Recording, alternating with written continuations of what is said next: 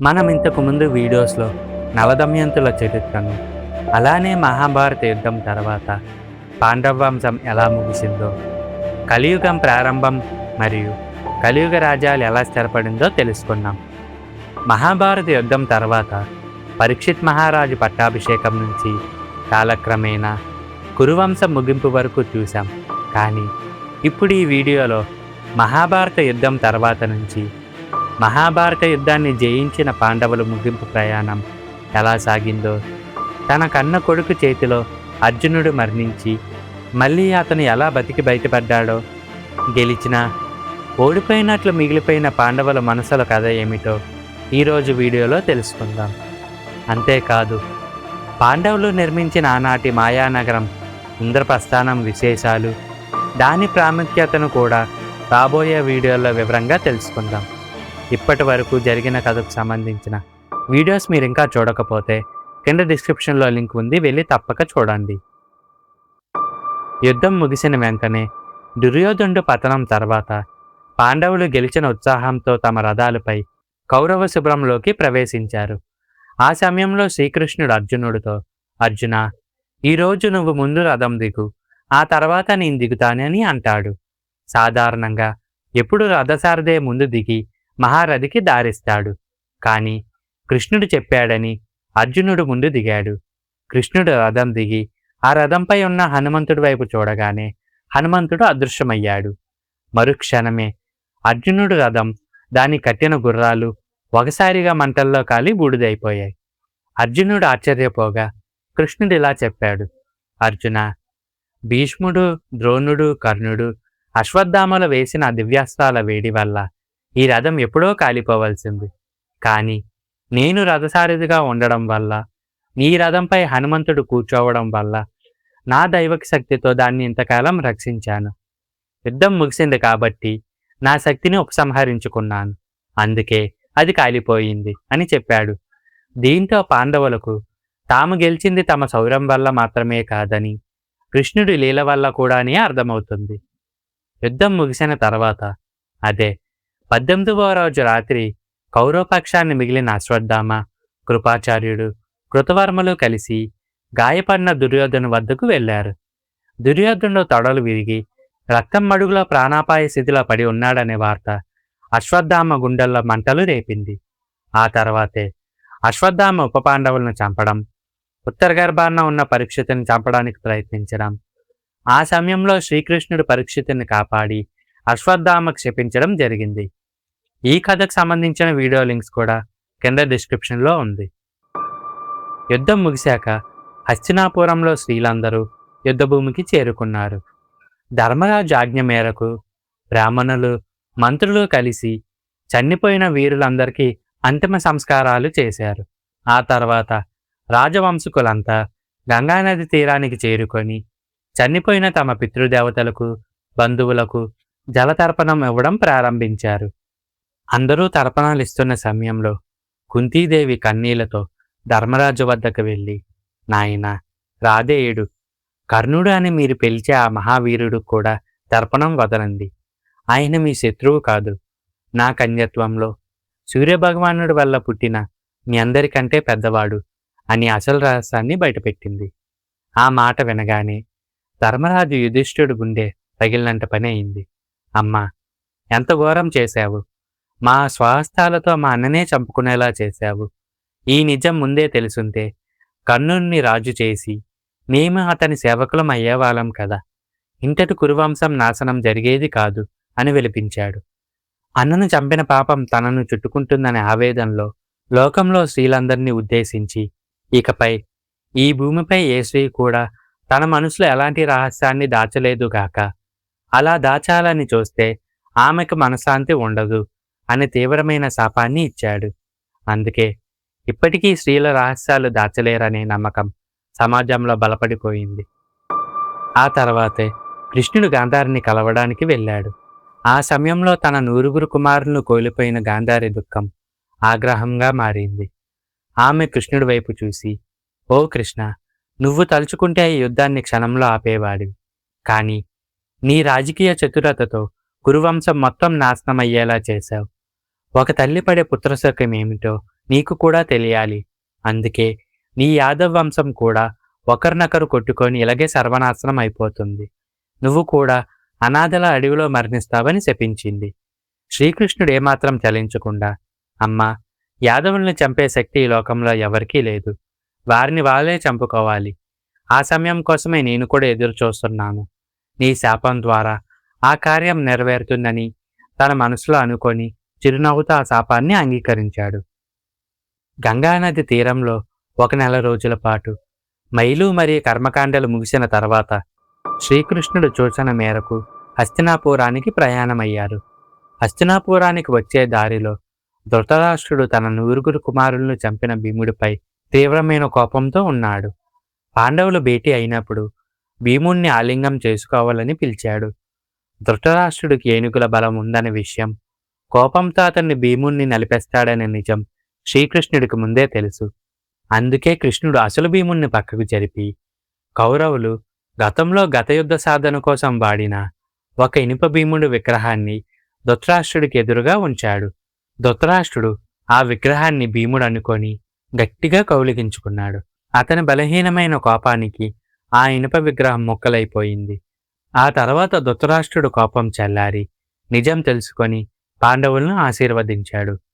మంగళ వాయిద్యాల నడుమ ధర్మరాజు యుధిష్ఠిరుడు హస్తినాపురం సింహాసనం అధిష్ఠించాడు. భీముణ్ణి యువరాజుగా, విదురుణ్ణి ప్రధానమంత్రిగా, సంజయుని విదేశీ వ్యవహారాల మంత్రిగా, అర్జున్ని సైనాధ్యక్షుడిగా నియమించారు. రాజ్యమైతే దక్కింది గాని ధర్మరాజు మనసులో అస్సలు ప్రశాంతత లేదు. రాత్రిపూట పడుకునే సమయంలో యుద్ధంలో చనిపోయిన తన అన్న కర్ణుడు, గురువు ద్రోణుడు, పితామహ భీష్ముడు, చిన్నపిల్లవాడైన అభిమన్యుడు కళ్ళ ముందే కదులుతూ ఉండేవారు. ధర్మరాజు యుధిష్ఠిరుడు, ఈ రక్తకూతి రాజ్యం నాకు వద్దు, నేను అడవులకు వెళ్ళి తపస్సు చేసుకుంటానని అనడం ప్రారంభించాడు. అప్పుడు శ్రీకృష్ణుడు ధర్మరాజుతో ఇలా అన్నాడు: ధర్మరాజా, నీ మనోవేదను తగ్గించే శక్తి ఈ భూమిపై ఒకరికి మాత్రమే ఉంది. ఆయన అంపసాయిపై ఉత్తరాయణ పుణ్యకాలం కోసం ఎదురు చూస్తున్న మీ తాత భీష్మ పితామహుడు. ఆయన మహాజ్ఞాని. ఆయన దగ్గరికి వెళ్ళి రాజ్యధర్మాలు తెలుసుకో, నీ ఆవేదన తగ్గుతుంది అని చెప్పాడు. దీంతో కృష్ణుడు, పాండవులు, ద్రౌపది మరియు హస్తినాపుర పెద్దలందరూ కలిసి కురుక్షేత్ర యుద్ధభూమిలో బాణాల సైపై పడుకొనున్న భీష్ముని వద్దకు వెళ్ళారు. యుద్ధభూమిలో బాణాల మంచంపై పడుకొని సూర్యుడు ఉత్తరాయణ కాలంలోకి ప్రవేశించే పుణ్యగడల కోసం భీష్ముడు ఎదురు చూస్తున్నాడు. పాండవులు ఆయనకు ప్రణామం చేసి అక్కడ కూర్చున్నారు. శ్రీకృష్ణుడు సూచన మేరకు భీష్ముడు ధర్మరాజుకు రాజుగా ఎలా నడుచుకోవాలో, జీవిత సత్యాలు ఏమిటో బోధించడం ప్రారంభించాడు. ఒక రాజు ప్రజలను కన్నబిడ్డలా ఎలా చూసుకోవాలి, ఆపద కాలంలో ఖజానాను ఎలా కాపాడుకోవాలి, శత్రువులతో ఎలా వ్యవహరించాలి వంటి విషయాలను వివరించాడు. ఏ రాజ్యంలో అయితే స్త్రీలు ఏడుస్తారో ఆ రాజ్యం, ఆ వంశం సర్వనాశనం అయిపోతుందని భీష్ముడు స్పష్టంగా చెప్పాడు. ఇది వింటున్నప్పుడు ద్రౌపది సభలో తనకు జరిగిన అవమానం గుర్తొచ్చి చిన్నగా నవ్వింది. భీష్ముడు అది గమనించి నాతి తన నిస్సహాయతకు ద్రౌపదిని క్షమాపణ కోరాడు.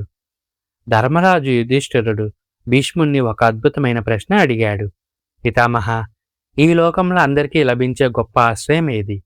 దేనిని స్తుతించడం వల్ల మానవుడు సంసార సాగరాన్ని దాటగలడు అని అడిగాడు. దానికి సమాధానంగా భీష్ముడు సాక్షాత్ పరమాత్ముడైన శ్రీకృష్ణుని చూపిస్తూ జగత్ప్రభువైన విష్ణువు యొక్క 1000 నామాలు ధర్మరాజుకు ఉపదేశించడం ప్రారంభించాడు. అదే ఈరోజు మనం చదువుకుంటున్న శ్రీ విష్ణు సహస్రనామ స్తోత్రం. సూర్యుడు ఉత్తరాయణ పుణ్యకాలంలోకి ప్రవేశించగానే భీష్ముడు కృష్ణుణ్ణి ధ్వానిస్తూ పాండవులను ఆశీర్వదించి తన ఇచ్ఛామరణం అంటే తాను అనుకున్నప్పుడే చనిపోయే వరంతో ప్రాణాలను బ్రహ్మరంధ్రం నుంచి విడిచిపెట్టాడు. పాండవులు భీష్ముడికి అంత్యక్రియలు నిర్వహించి బరువెక్కిన హృదయాలతో హస్తినాపురానికి తిరిగి వచ్చారు. భీష్ముడు బోధనల తర్వాత ధర్మరాజు హస్తినాపురాన్ని పక్షపాతం లేకుండా పాలించడం ప్రారంభించాడు. కానీ కొంతకాలానికి అతని మనసులో మళ్ళీ ఒక కొత్త ఆందోళన మొదలైంది. తాము సింహాసనం కోసం సొంత అన్నదమ్ములను, గురువులైన ద్రోణాచార్యుణ్ణి, పితామహుడైన భీష్ముణ్ణి అలాగే లక్షలాది మంది సైనికుల్ని చంపాం కదా. ఈ గోత్రహత్య పాతకం అంటే సొంత వంశాన్ని నాశనం చేసే పాపం, మరియు బ్రహ్మహత్యా పాతకం అంటే గురువులను చంపిన పాపం నుండి విముక్తి ఎలా అని ఆలోచించసాగాడు. ఆ సమయంలో వ్యాస మహర్షి హస్తినాపురానికి వచ్చాడు. ధర్మరాజు తన బాధను వ్యాసుడికి వివరించగా ఆయన ఒక మార్గం చెప్పాడు. ధర్మరాజా, ఈ మహాపాతకాలు తొలగాలంటే ముక్కంటి అయిన ఆ పరమశివుడు అనుగ్రహం ఒకటే మార్గం. మీ 5గురు పాండవులు హిమాలయాలకు వెళ్ళి ఆ పరమశివుణ్ణి ప్రసన్నం చేసుకోండి అని సలహా ఇచ్చాడు. వ్యాసుడు మాటల ప్రకారం పాండవులు ద్రౌపదితో కలిసి మొదటిసారి హిమాలయ పర్వతాలకు ప్రయాణమయ్యారు. మొదటిగా పాండవులు ద్రౌపదితో కలిసి కాశీ నగరానికి వెళ్ళారు. కానీ శివుడు వారికి దర్శనమివ్వడానికి ఇష్టపడలేదు. సొంత అన్నదమ్ములను, గురువులను చంపిన మహాపాపులు వీరు. వీరికిప్పుడే పాప విముక్తి కలిగించను అని శివుడు కాశీని విడిచి హిమాలయాల్లో ఉన్న గుప్త కాశీకి వెళ్ళిపోయాడు. పాండవులు కాశీలో శివుడు లేడని తెలుసుకొని ఆయన్ని వెతుకుతూ హిమాలయ పర్వత లోయల్లోకి ప్రవేశించారు. పాండవులు తనను వెతుక్కుంటూ హిమాలయాలపైకి రావడం చూసి శివుడు కేదార్నాథ్ అడవుల్లో మేస్తున్న ఒక ఆవల మందులో కలిసిపోయాడు. అక్కడ ఉన్న ఒక విశాలమైన బలమైన నంది రూపం ధరించాడు. కొండపై నుండి చూస్తున్న ధర్మరాజుకు ఆ మంద మధ్యలో ఒక ఎద్దు చాలా వింతగా అనిపించింది. దాని శరీరం నుండి ఒక దైవిక కాంతి వస్తుంది. అది నడుస్తుంటే భూమి వణుకుతుంది. ధర్మరాజు భీముడితో, భీమా, ఆ మందలో ఉన్నది సాధారణ ఎద్దు కాదు. సాక్షాత్తు ఆ పరమశివుడు మనకు దర్శనమవుక దాక్కున్నాడు. దాన్ని పట్టుకో అని అన్నాడు. శివుణ్ణి తప్పించుకోకుండా చెయ్యాలని భీముడు ఒక ఉపాయం ఆలోచించాడు. తను 2 కొండల మధ్య తన 2 కాళ్ళు చాపి ఒక పెద్ద పర్వతమంతా విరాట స్వరూపంతో నిలబడ్డాడు. మందలోని ఆవులన్నీ భీముడు కాళ్ళ కిందగా భయంతో పరిగెత్తాయి. కానీ శివుడు ఉన్న ఆ నంది మాత్రం భీముడు కాళ్ళ కింద నుండి వెళ్ళడానికి నిరాకరించింది. అది తలపైకెత్తి భీముడి వైపు చూసి ఒకసారిగా వెనక్కి తిరిగి పారిపోవడానికి ప్రయత్నించింది. భీముడు నేరుగా ఆ ఎద్దు వైపు దూకాడు. అది గమనించిన శివుడు భూమిలోకి మునిగిపోవడం ప్రారంభించాడు. ఎద్దు తల, ముందు కాలు భూమిలోకి వెళ్ళిపోతుండగా భీముడు తన వజ్ర సమానమైన చేతులతో ఆ ఎద్దు యొక్క వీపు భాగాన్ని గట్టిగా పట్టుకొని వెనక్కి లాగాడు. భీముడు బలానికి, ఆ పట్టుకి శివుడు ప్రసన్నుడయ్యాడు. భీముడు భక్తికి, పట్టుదలకు మెచ్చిన ఈశ్వరుడు తన నిజరూపంలో ప్రత్యక్షమయ్యాడు. పాండవులందరూ శివుని పాదాలపై పడి క్షమించమని వేడుకున్నారు. శివుడు వారి పాపాలను కడిగేసి ఇలా చెప్పాడు. భీమా, నీ భక్తికి నేను బంధింపబడ్డాను. నా శరీరంలోని ఈ వీపు భాగం ఇక్కడే శిలారూపంలో ఉండిపోతుంది. నన్ను ఇక్కడ పూజించే వారికి మోక్షం లభిస్తుంది అని చెప్తాడు. శివుడు భూమిలోకి మునిగిపోతున్నప్పుడు ఆయన శరీరంలో మిగతా భాగాలు హిమాలయాల్లోని 4 వేరు చోట్ల బయటకు వచ్చాయి. అదే మొదటిది కేదార్నాథ్, ఎద్దు ఒక వీపు భాగం. ఇక్కడ శివలింగం త్రిభుజాకారంలో ఉంటుంది. రెండవది మధ్య మహేశ్వర్, ఎద్దు ఒక నాభి భాగం వెలిసిన చోటు. మూడవది తుంగనాథ్, ఎద్దు ఒక భుజాలు, చేతులు కనిపించిన చోటు. ఇది ప్రపంచంలోనే అత్యంత ఎత్తైన శివాలయం. నాలుగవది రుద్రనాథ్, శివుని ముఖం భాగం దర్శనమిచ్చిన చోటు. ఐదవది కల్పేశ్వర్, శివుని జటాజుటం వెలిసిన ప్రదేశం. ఈ 5 ప్రదేశాలనే పంచకేదార్లు అని అంటారు. శివుని అనుగ్రహం పొందాక వ్యాస మహర్షి సూచన మేరకు ధర్మరాజు హస్తినాపురంలో అశ్వమేధ యాగం తలబెట్టారు. ఈ యాగం చేయడం వల్ల మిగిలిన పాపాలు కూడా పూర్తిగా తొలగిపోతాయని, ధర్మరాజు చక్రవర్తి అవుతాడని చెప్పారు. యాగానికి సంబంధించిన ఒక తెల్లటి గుర్రాన్ని దేశ దేశాల మీదుగా వదిలారు. ఆ గుర్రం వెనక అర్జునుడు తన గాంధీవంతో సైన్యాన్ని నడిపిస్తున్నాడు. ఆ గుర్రాన్ని ఎవరైనా పట్టుకుంటే వారు హస్తినాపురంతో యుద్ధం చేయవలసి వచ్చేది. వదిలేస్తే ఆ హస్తినాపురానికి లొంగిపోయినట్టు లెక్క. గుర్రం తిరుగుతున్నప్పుడు అర్జునుడు ఎన్నో దేశాల రాజులను ఓడించాడు. యాగశ్వం దేశ దేశాలు తిరుగుతూ చివరకు తూర్పు భారతదేశంలో మణిపూర్ రాజ్యానికి చేరుకుంది. ఆ సమయంలో మణిపూరానికి రాజు బభ్రువాహనుడు. అతడు మరెవరో కాదు, పూర్వం అర్జునుడు వనవాసం చేస్తున్న సమయంలో మణిపూర్ రాజకుమారి అయిన చిత్రాంగదను వివాహం చేసుకున్నాడు.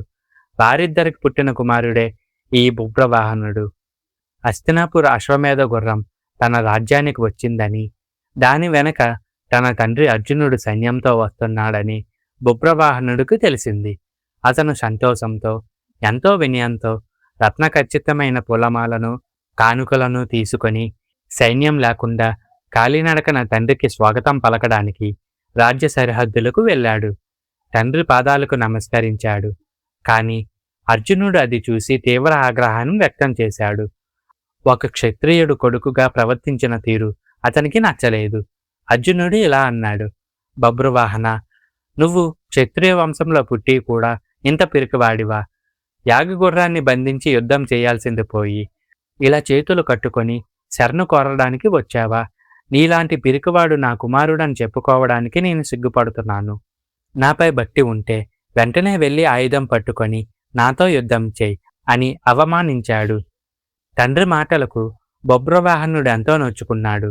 కాని తండ్రితో యుద్ధం చేయడం ఇష్టం లేక మౌనంగా ఉండిపోయాడు. ఆ సమయంలో అర్జునుడు రెండో భార్య నాగకన్య అయిన ఉలీపి అక్కడికి వచ్చింది. ఆమె బభ్రువాహనుడికి పినతల్లి అవుతుంది. ఉలీపి బభ్రువాహనుడితో, కుమారా, నీ తండ్రి అన్న మాటలో తప్పులేదు. ఒక వీరుడికి యుద్ధభూమే సరైన గౌరవం. నువ్వు గాంధీవధారైన అర్జునుడిని ఎదిరించి నీ వీరత్వాన్ని నిరూపించుకో. వెళ్ళు, యుద్ధం చేయి, ఇది నా ఆజ్ఞ అని ప్రేరేపించింది. అసలు ఉలీపి తన కొడుకు అర్జునుడితో యుద్ధం చేసేలా ఎందుకు చేసిందంటే దాని వెనక ఒక పెద్ద శాపం ఉంది. అది చివర్లో తెలుస్తుంది. పినతల్లి ఆజ్ఞ, తండ్రి అవమానం కలగలిసి బభ్రువాహనుడిని వీరుడిగా మార్చాయి. అతను రథం ఎక్కి యాగగుర్రాన్ని బంధించి అర్జునుడిపై యుద్ధానికి వచ్చాడు. తండ్రి కొడుకుల మధ్య కురుక్షేత్రాన్ని తలపించే భీకరమైన యుద్ధం జరిగింది. అర్జునుడు కొడుకు బాణాల వేగానికి ఆశ్చర్యపోయాడు. తన సాధారణ బాణాలు వేస్తుంటే బభ్రువాహనుడు దివ్యాస్త్రాలను ప్రయోగించాడు. ఒకరినొకరు మించి బాణాలు వేసుకున్నారు. యుద్ధం పతాకస్థాయికి చేరినప్పుడు బభ్రువాహనుడు ఒక తీక్షణమైన, ప్రాణాంతకమైన దివ్యాస్త్రాన్ని అర్జునుడు రొమ్ముపై ప్రయోగించాడు. ఆ బాణం దెబ్బకు అర్జునుడు రొమ్ము చీల్చుకుంటూ రక్తం చిమిలింది. అర్జునుడు స్పృహ తప్పి రథంపై నుండి క్రిందపడి ప్రాణాలు విడిచాడు. అదే సమయంలో తీవ్ర అలసట, గాయాల వల్ల బభ్రువాహనుడు కూడా మూర్ఛపోయాడు. కాసేపటికి స్పృహ వచ్చిన బభ్రువాహనుడు కిందపడి తన తండ్రి శవాన్ని చూసి గుండె పగిలేలా ఏడ్చాడు.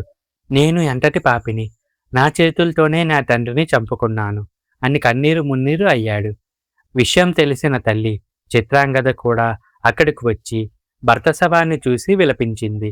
తాము ప్రాణాల్ని విడుస్తామని తల్లి కొడుకులు సిద్ధమయ్యారు. అప్పుడు నాగకన్య ఉలీపి ముందుకు వచ్చి తన దగ్గర ఉన్న పరమ పవిత్రమైన సంజీవిమణిని బభ్రువాహనుడికి ఇచ్చింది. ఆ మణి అర్జునుడు రొమ్ముపై ఉంచమని చెప్పింది. బభ్రువాహనుడు ఆ మణి తన తండ్రి గుండెపై ఉంచగానే అర్జునుడు గాయాలన్నీ మారిపోయి ఆయన నిద్రలో నుంచి లేచినట్లుగా బ్రతికి పైకి లేచాడు. అర్జునుడు ఆశ్చర్యంగా ఉలీపి వైపు చూడగా ఆమె అసలు నిజం బయటపెట్టింది. నాదా, కురుక్షేత్ర యుద్ధంలో మీరు శిఖండిని అడ్డం పెట్టుకొని పితామహుడైన భీష్ముని అధర్మంగా కూల్చారు. భీష్ముడు గంగాదేవి కుమారుడు. తన కొడుకును చంపినందుకు గంగాదేవి మరియు అష్టవసువులు మిమ్మల్ని శపించారు. ఆ శాపం ప్రకారం మీరు నరకానికి వెళ్ళాలి, లేదా సొంత రక్తం చేతిలో చావాలి. ఆ శాప విముక్తి కోసమే మిమ్మల్ని రక్షించడానికి నేను బభ్రువాహనుడితో యుద్ధం చేయించాను. కొడుకు చేతిలో చనిపోవడం వల్ల మీ శాపం తొలగిపోయింది. ఈ మణితో మళ్ళీ ప్రాణం వచ్చిందని వివరించింది. అర్జునుడు కొడుకు బభ్రువాహనుడి వీరత్వాన్ని మెచ్చుకొని అతన్ని గట్టిగా కౌలిగించుకున్నాడు. ఆ తర్వాత వారంతా హస్తినాపురంలో జరిగే అశ్వమేధ యాగానికి తరలి వెళ్లారు. చివరకు గుర్రం దిగ్విజయంగా హస్తినాపురానికి తిరిగి వచ్చింది. ధర్మరాజు ఎంతో వైభవంగా అశ్వమేధ యాగాన్ని పూర్తి చేసి బ్రాహ్మణులకు, పేదలకు కోట్లాది ఆవులను, బంగారాన్ని దానం చేశాడు. ధృతరాష్ట్రుడు, గాంధారి, కుంటీల వనవాసం, శ్రీకృష్ణుడు అవతారం చాలించడం, ద్వారక మునిగిపోవడం, దారిదోపుడు దొంగల వద్ద అర్జునుడు పరాజయం, పాండవులు మళ్ళీ హిమాలయ పర్వతాలకు ప్రయాణం కావడం, మార్గం మధ్యలో పాండవులు ఒక్కొక్కరిగా మరణించడం నెక్స్ట్ వీడియోలో తెలుసుకుందాం. ఈ వీడియో మీకు నచ్చినట్లయితే లైక్ చేయండి, షేర్ చేయండి. మరిన్ని ఆధ్యాత్మిక కథల కోసం మా ఛానల్ని సబ్స్క్రైబ్ చేసుకోండి.